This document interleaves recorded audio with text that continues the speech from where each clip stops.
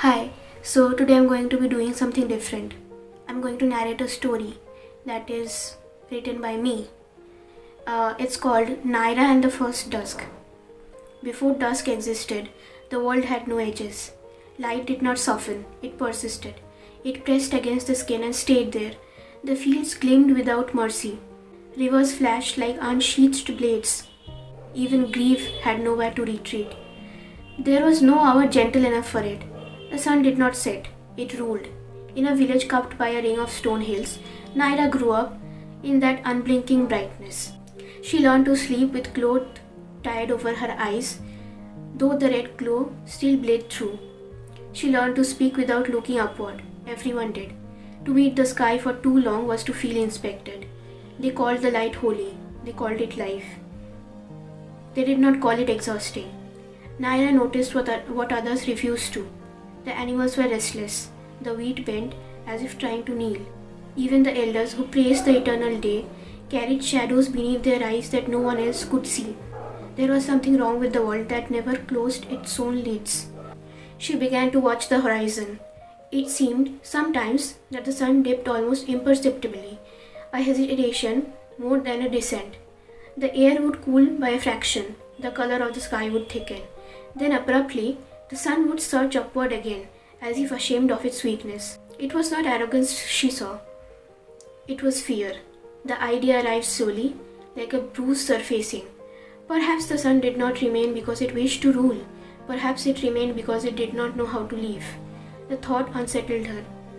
Gods were described as complete, unwavering, whole. But the sun's brief, faltering steps felt almost human, like someone standing at the edge of a deep water, unable to decide whether to jump. Nyra began to climb the hills in the hours when the light felt the thinnest. She did not tell anyone where she went.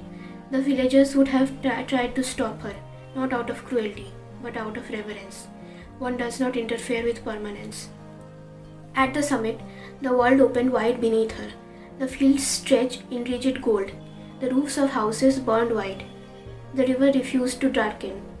She stood there long enough that her skin stung. "Why do you stay?" she asked, not loudly, not theatrically. The question was almost conversational. For a moment nothing changed. Then the heat sharpened. The air quivered. "I am needed," the sun said. Its voice was not a sound but a pressure behind her ribs. "Needed," she agreed, but not endlessly. The light flared, offended. "Without me," it replied, "everything dies." Nyra considered the fields below, the way the crops never truly rested, the way the children dozed in corners, thin with fatigue. "Without you leaving," she said, "nothing renews." The silence that followed felt dangerous. The sun has never been contradicted. It had never been asked to imagine absence. "Darkness breeds terror," it said at last. "Darkness breeds roots," Nyra answered, "and dreams and sleep. You think you are the only thing that sustains them." The light wavered. She felt it then, not anger, but uncertainty. The kind that arrives when certainty has gone unchallenged for too long. "You ask me to fall," the sun said quietly. "I ask you to trust," she replied. The horizon trembled. For the first time since the world began, the sun allowed itself to lower without resistance. The change was not dramatic. There was no thunder, no rupture. The light simply thinned, like breath slowly exhaled. The gold faded to amber, then to something deeper, a color the world did not yet have a word for.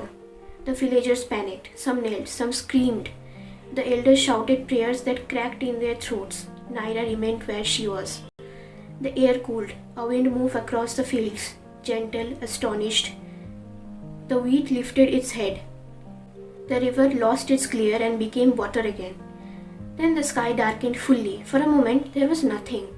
A vast, uncertain black, and then, faintly, timidly, a scatter of distant lights. The stars had been waiting. From below the horizon, the sun watched. It had not vanished. It had simply stepped aside. It saw the stars and seemed startled by them. "I did not know," it murmured. "You never looked," Nyra said. The world did not collapse. It rested. Children slept without the cloth over their eyes. The animals lay down without flinching. The elders stopped speaking mid-prayer and let silence finish the sentence.